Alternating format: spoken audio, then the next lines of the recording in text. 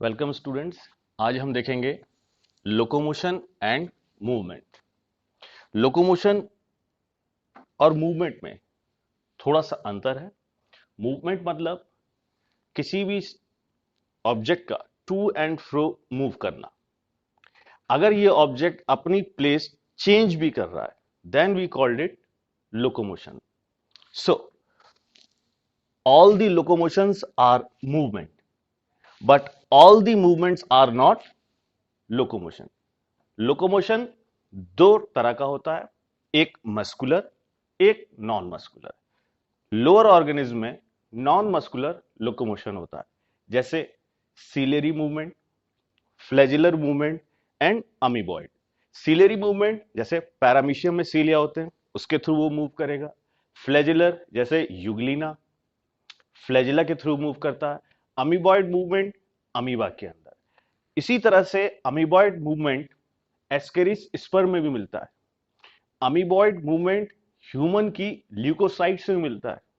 आप लोग ने कनेक्टिव टिश्यू में पढ़ा था कि अगर WBC एक ब्लड वेसल से दूसरी ब्लड वेसल में चली जाए then it is called diapedesis. So movement, locomotion when place change the position or displace from one place to other, while movement to and fro। यहां हम लोग मसल्स के बारे में पढ़ेंगे, that is muscular movement.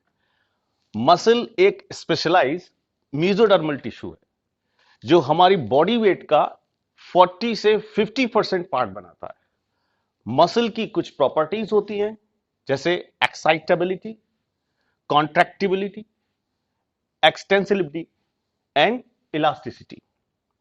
Muscles तीन तरह से डिवाइड किए हमने, स्केलेटल, विसरल या smooth muscle and the third one is cardiac. In muscles में कुछ डिफरेंसेस हैं, जैसे इन मसल्स में लाइनें पाई जाती हैं, स्ट्राइप्स। सो इन मसल्स को बोलते हैं स्ट्रेटेड। विसरल मसल्स के अंदर स्ट्राइप्स नहीं है, these are non striated. Cardiac muscles में स्ट्राइप्स हैं, so again they are striated. ये जो मसल्स हैं ये हमारे कंट्रोल में है, that is they are voluntary in nature. ये इनवॉलेंट्री है, while cardiac are involuntary. So cardiac muscle में एक कैरेक्टर स्मूथ मसल का है और एक कैरेक्टर स्केलेटल मसल का। सो आपसे अगर सवाल पूछे वो कौन सी मसल है जो अपीयर होती है स्ट्राइप्ड बट वो फंक्शन करती है इनवॉलेंट्री, आंसर देंगे कार्डियक मसल। स्केलेटल मसल अगर स्ट्रक्चरली देखें लॉन्ग है, सिलिंड्रिकल है। विसरल या स्मूथ मसल्स स्पिंडल शेप, इनके एंड टेपर्ड होते हैं। कार्डियक मसल सिलिंड्रिकल है बट ये शॉर्ट है। स्केलेटल मसल्स मल्टी न्यूक्लिएट होते हैं, इस कंडीशन को बोलते हैं syncytium, while visceral and cardiac these are uninucleate। Cardiac muscle का एक कैरेक्टरिस्टिक फीचर है, they have intercalated disc which are junctions. आप लोग ने इपिथेलियल टिश्यू में पढ़े होंगे जंक्शंस, वो एक प्रकार के जंक्शंस कार्डियक मसल्स में जो मिलते हैं इन्हें कहते हैं intercalated disc. So intercalated disc these are one of the characteristic feature of cardiac muscle. Cardiac muscle, heart muscle, myocardium हमने सर्कुलेटरी सिस्टम में देखा था। ये जो मसल हैं they are immune to fatigue, या हम कह सकते हैं नॉर्मल कंडीशन में फैटिक नहीं हो सकती, क्योंकि इनमें माइटोकॉन्ड्रिया की संख्या ज्यादा होती है और दूसरा they get maximum oxygenated blood supply. Skeletal muscle ये तेजी से वर्क करती हैं, सो ये जल्दी टायर्ड होंगी। स्मूथ मसल्स इनके मुकाबले कम। स्केलेटल मसल्स का मेन कैरेक्टर क्या था? सिंसीशियल। एक चीज और ध्यान रखना बेटा, ये सिंसीशियल वर्ड आप एस्केरिस में भी पढ़ेंगे। एस्केरिस की जो आउटर मोस्ट लेयर होती है दैट इज इपिडर्मिस, जिसे जो क्यूटिकल के नीचे होती है, दैट्स व्हाई इसको हाइपोडर्मिस भी कहते हैं। सो एस्केरिस की this epidermis is also सिंसीशियल। So skeletal muscle कैसी है? मल्टी न्यूक्लिएट, वाइल ये दोनों मसल्स कैसी है? यूनिन्यूक्लिएट। ये मसल्स हमारे विसरल ऑर्गन्स जैसे डाइजेस्टिव ट्रैक्ट या जेनिटल ट्रैक्ट में मिलेंगे। हमारी बॉडी में बहुत तरह की स्केलेटल मसल्स होती हैं। इसमें यहां एक मैंने नाम दे रखा है बाइसेप्स। आर्म्स में आगे की ओर बाइसेप्स है, और इसी तरह से एक और स्केलेटल मसल है जो पीछे है, that is tricep. So biceps and triceps, these are antagonistic. Muscles के नेम, वो किस पोजीशन पर हैं, वो कितनी जगह से ओरिजिनेट हुई हैं, ऐसी कई बातों के ऊपर उनके नाम हैं. जैसे नाम से पता चल रहा है बाइसेप्स दो जगह से ओरिजिनेट है, ये दो जगह से ओरिजिनेट है और ये इंसर्ट हो रही है रेडियस पे. इस मसल का अगर हम सेक्शन देखें तो मसल के अंदर बहुत सारे बंडल्स होते हैं, दीज आर कॉल्ड फेसिकल्स. ये बंडल्स जिस चीज से घिरे हुए हैं, that is called epimysium. Bundles के जस्ट ऊपर जो कवर है, that is perimysium. Her bundle के अंदर बहुत सारे मसल फाइबर मिलेंगे, इसी को बोलते हैं muscle cell, that is having many nuclei. So muscle fibre और muscle cell is surrounded by endomysium. Endomysium, perimysium, epimysium, ये तीनों कनेक्टिव टिश्यू की लाइनिंग्स हैं. Endomysium is the covering of muscle fibre, that is muscle cell. अब एक चीज ध्यान रखना, जो जिस स्ट्रक्चर के ऊपर मेम्ब्रेन मिलती है, हम उसका वो नाम रख देते. जैसे मसल के लिए शब्द यूज होता है सार्क. सो जो लेमा मसल फाइबर के ऊपर होगी उसका नाम सार्कोलेमा.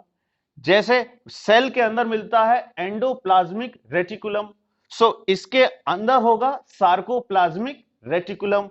सेल के अंदर होता है प्लाज्म, इस मसल का प्लाज्म सार्कोप्लाज्म. सो सार्कोप्लाज्म को कवर कर रही है सार्कोलेमा. इस सार्कोलेमा में अंदर बहुत सारे फाइब्रिल्स होंगे या filament, these are called myofibril और मायोफिलामेंट. यहां एक हमने मायोफाइब्रिल बनाया है. इस मायोफाइब्रिल को अगर गौर से देखें तो इसमें दो तरह के बैंड्स दिखते हैं. कुछ एरिया में यह डार्क होता है, कहते हैं डार्क बैंड, और कुछ एरिया में यह लाइट होता है, that is called light band. जो डार्क बैंड है, ये लाइट को देख के, लाइट को हम देख के बोलेंगे कि इट इज एन आइसोट्रोपिक और ए बैंड. और ये जो लाइट बैंड है, इसका दूसरा नाम क्या रखा, आई बैंड और आइसोट्रोपिक. फिर से डार्क बैंड का दूसरा नाम ए बैंड या एन आइसोट्रोपिक, लाइट बैंड का दूसरा नाम आई बैंड या आइसोट्रोपिक. जो लाइट बैंड है, इसके सेंटर में एक लाइन मिलती है, that line is called Z line. यहां से बहुत इंपॉर्टेंट चीज चालू हो रही है. लाइट बैंड या आई बैंड के सेंटर में एक लाइन है, that is called Z line. दो जेड लाइन की बीच की दूरी को सार्कोमियर कहते हैं. क्या कहेंगे, sarcomere. It is the functional unit of muscle fibre. So sarcomere is the functional unit of muscle fibre. अब अगर हम सार्कोमियर देखें, which is the functional what unit of muscle fibre, इस सार्कोमियर में एक कंप्लीट डार्क बैंड होगा और दो हाफ लाइट बैंड होंगे. इस स्ट्रक्चर को हमने यहां पे और बड़ा करके देखा है. इस स्ट्रक्चर को और देखें गौर से तो इसमें हमको दो प्रकार के फिलामेंट्स मिलते हैं. एक मिलते हैं थिन फिलामेंट्स और एक मिलते हैं थिक फिलामेंट्स. ये जो थिक फिलामेंट्स हैं, ये बनाते हैं डार्क बैंड, और जो थिन फिलामेंट्स हैं, ये बनाते हैं लाइट बैंड. गौर से अगर देखें तो कुछ एरिया थिन फिलामेंट्स का डार्क फिलामेंट के ऊपर है या डार्क बैंड के ऊपर है. थिन फिलामेंट का थोड़ा सा एरिया मायोसिन या थिक फिलामेंट के ऊपर है. सो ये एरिया पूरा क्या कहलाया गया, डार्क बैंड, वाइल ये वाला part light band. So light band is form by only thin filaments, while the dark band is formed by both thick filaments and somewhat thin filaments. जितने एरिया में thin filaments नहीं होंगे, उस area को बोलते हैं एच जोन. डार्क बैंड में जितने एरिया में थिन फिलामेंट नहीं होंगे, उतने एरिया को बोलते हैं एच जोन.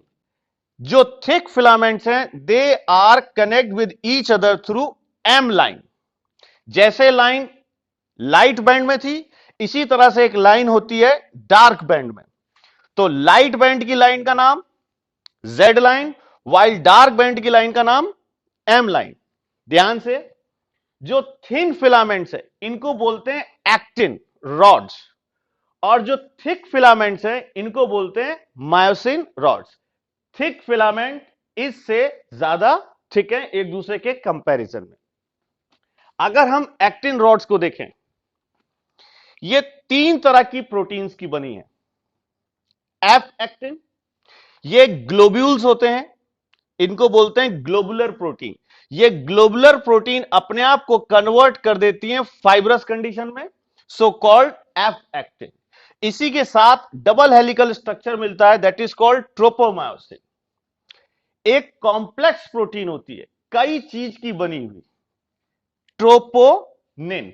ये तीन चीजों की बनी होती है, troponin I, troponin T and troponin C. So actin यानी थिन फिलामेंट तीन तरह की प्रोटीन के बने हैं, F actin, tropomyosin and troponin.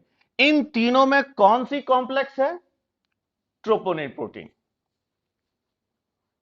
अगर हम मायोसिन या थिक फिलामेंट को देखें, सो इसके दो पार्ट होते हैं, एक टेल और एक हेड। हेड से निकला होता है आर्म। मायोसिन जो रॉड है, इसके पास जो हेड होते हैं, इन हेड पर एटीपी बाइंडिंग साइट्स होती हैं और एक्टिन की बाइंडिंग साइट्स। कौन सी एक्टिन? F actin.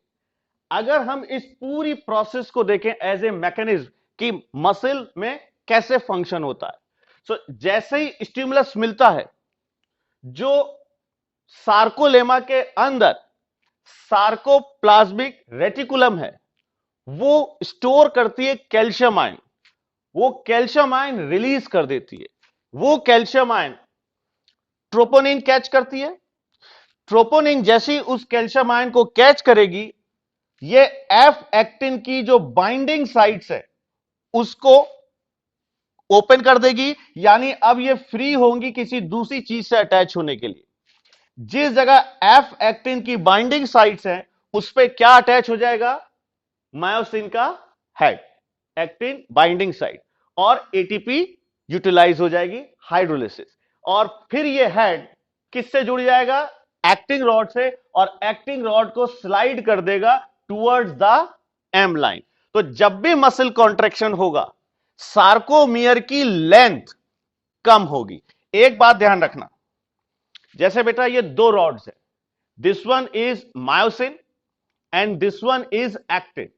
अगर इन रॉड्स को देखें, सो एक्टिंग रॉड मायोसिन रॉड के ऊपर स्लाइड कर रही है, यानी स्लाइड करने से एक चीज दिख रही है, सामने से ऐसा लग रहा है जैसे एक्टिंग रॉड की लेंथ कम हो रही है। नहीं, एक्टिन और मायोसिन दोनों ही रॉड्स की लेंथ सेम रहेगी, बट एक रॉड दूसरी रॉड पर स्लाइड कर रही है। इसलिए muscle contraction theory is known as sliding filament theory. So दो बातें फिर से और देखेंगे वापस। ड्यूरिंग मसल कॉन्ट्रैक्शन सार्कोमियर की लेंथ कम होगी, मगर थिक या थिन दोनों ही फिलामेंट की लेंथ सेम रहेगी। ठीक, sarcomere is the unit of functional unit of muscle fibre. एक सार्कोमियर दो जेड लाइन के बीच की दूरी है। एक सार्कोमियर में एक कंप्लीट डार्क बैंड और दो हाफ लाइट बैंड होते हैं। अगर हम मसल फाइबर्स को देखें, तो मसल फाइबर्स दो तरह के होते हैं।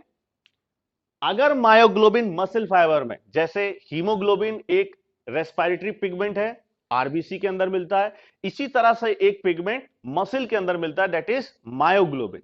सो अगर मायोग्लोबिन रिच है muscle fibre, then it is called red muscle fibre. वो मायोग्लोबिन कम है या निग्लिजिबल है, हम कह सकते हैं एब्सेंट है, तो that is white muscle fibre. Red muscle fibre में कॉन्ट्रैक्शन काफी लॉन्ग ड्यूरेशन तक रहेगा। व्हाइट मसल फाइबर में यह कॉन्ट्रैक्शन शॉर्ट ड्यूरेशन का होगा। ये रिच है माइटोकॉन्ड्रिया में। White muscle fibre they are poor in mitochondria.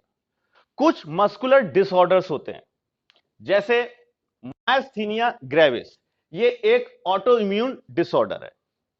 Muscular dystrophy, ये एक जेनेटिक डिसऑर्डर है। टिटेनी, मस्कुलर स्पाज्म हो जाना। मैरस्मस एंड क्वाशरकोर, इसमें मसल जो होती है वो प्रॉपर बन नहीं पाती ड्यू टू प्रोटीन डेफिशिएंसी। आपने डाइजेशन पढ़ा होगा, डाइजेशन में प्रोटीन, कार्बोहाइड्रेट, फैट, ये हम न्यूट्रिएंट के रूप में लेते हैं। अगर किसी की डाइट में प्रोटीन की कमी है, then we called it protein energy malnutrition. तो प्रोटीन एनर्जी माल न्यूट्रिशन की वजह से जो डिजीज हो सकती है, दैट इज मैरस्मस और क्वाशरकोर। मैरस्मस ज्यादा अर्ली स्टेज में होती है, क्वाशरकोर थोड़ी लेट स्टेज में होती है। मैरस्मस का जो बच्चा होता है, इसके लेग्स मैच स्टिक लेग्स होते हैं, बहुत पतले होते हैं, रिब्स प्रोमिनेंट होती हैं। सो इनमें मसल डेवलपमेंट प्रॉपर नहीं होगा ड्यू टू प्रोटीन की लैक होने से। यहां पर कुछ हम लोगों ने मस्कुलर डिसऑर्डर्स देखे, red and white muscle fibre पढ़े, मसल्स कितने तरह की होती हैं ये देखी, और मस्कुलर मैकेनिज्म देखी। लोकोमोशन एंड मूवमेंट में डिफरेंस है। What is movement?